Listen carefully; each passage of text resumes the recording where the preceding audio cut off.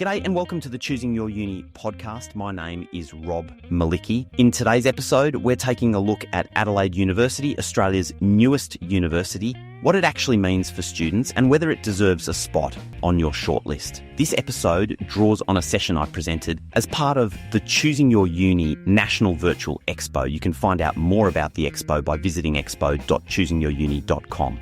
So here's something that doesn't happen very often in Australian higher education. Two major, well-established universities, the University of Adelaide and the University of South Australia, merged into a single institution at the start of 2025. That new institution, Adelaide University, landed at number 82 in the world on the QS rankings in its very first year of operation. 70,000 students. One of the largest universities in the country. And it didn't crawl onto the scene. It arrived with serious momentum. But here's where it gets interesting, and this is the first thing I really want to unpack. This isn't just a bigger version of either of those two predecessor universities. What you've got is two fundamentally different institutions being fused together. The University of Adelaide was a classic group of eight sandstone, research-intensive, theoretically oriented, steeped in tradition. The University of South Australia was dynamic, industry-connected, innovative in how it taught and what it offered. I was a massive fan of UniSA. It was always looking to do things a bit differently. Bringing those two cultures together creates something genuinely new, not just in name, but in DNA. Adelaide University is going to be a group of eight member with an industry-focused, teaching-oriented streak running through it. That's a combination you really don't see elsewhere in Australia. And I think over the next decade, it's going to become one of the major global university brands. Now, the second thing worth talking about is how the university has organised its research. Rather than just saying, we do a bit of everything, Adelaide University has structured itself around 5 signature research themes: defence and national security, health, food and agricultural sustainability, creative and cultural strategy. And there's a reason I'm flagging this. When a university names its research priorities this explicitly, it's telling you where the money and attention are going to flow. If you're interested in any of those areas, this is a university that's building around you. And some of those are genuinely distinctive. Creative and cultural strategy, for example. Most universities don't elevate creative disciplines to that level of strategic priority. That partly reflects Adelaide's identity as a cultural capital and partly comes from UniSA's real strength in design and visual arts. Then you've got the Australian Institute for Machine Learning, one of the leading AI research groups in the country, sitting within the College of Engineering and IT. For students interested in machine learning, computer vision, or data science, having access to that calibre of research is an enormous advantage. Third point, and this one's practical. Adelaide as a city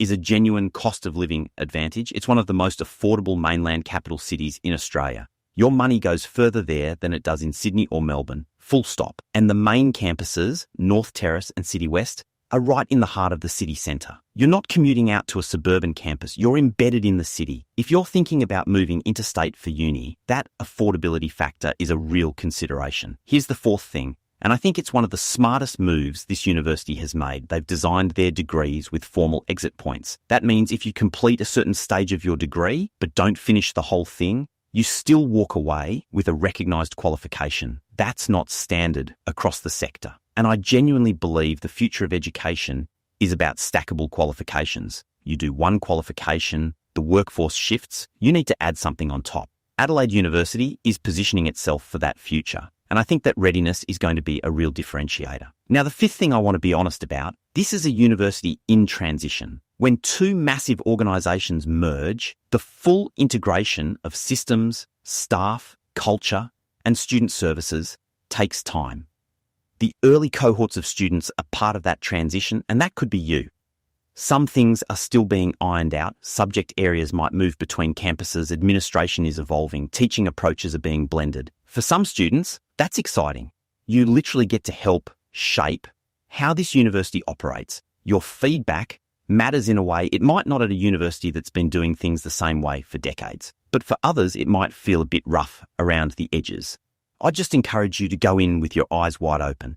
And if something doesn't seem right, speak up. That's how this thing gets better. And finally, let's talk about the numbers because they tell an interesting story. Student satisfaction at Adelaide University sits at 77.8%. That's above the national average and ahead of several Group of 8 universities. For context, the University of Melbourne sits at 73.8%, and UNSW is lower again at 71.7%. So Adelaide is outperforming some of the biggest names on that measure. Graduate employment from the predecessor universities shows about 78% of students in full-time work 4 months after finishing. That's middle of the pack. But here's the thing I always say about employment data. It's heavily influenced by what people are studying and where they're studying. If you're doing nursing in a regional area with strong demand, high employment rates are no surprise. If you're at a large metropolitan university with a broad range of disciplines, including creative arts, that number naturally comes down. So always take employment figures with a grain of salt. And if you really want to dig in, look at the data by degree area, not just the university-wide average. If you're weighing up Adelaide University, I'd also encourage you to compare it with a few other institutions. Flinders University is the obvious one. If you're in Adelaide, it's smaller, slightly higher on student satisfaction, and has a different campus feel. If research reputation and breadth of degrees are what draw you, the University of Queensland in Brisbane is one of the nearest matches nationally.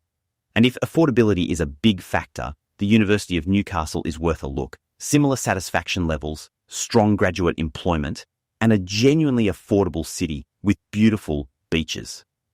The point is, don't just look at one option. Compare. If you'd like to explore your options further, check out the free resources at Choosing Your Uni. It's independent guidance designed to help you find the right path, not based on who's spending the most on marketing. That's it for this episode. I'm Rob Malicki on Garigal Land in Sydney. Have a great day.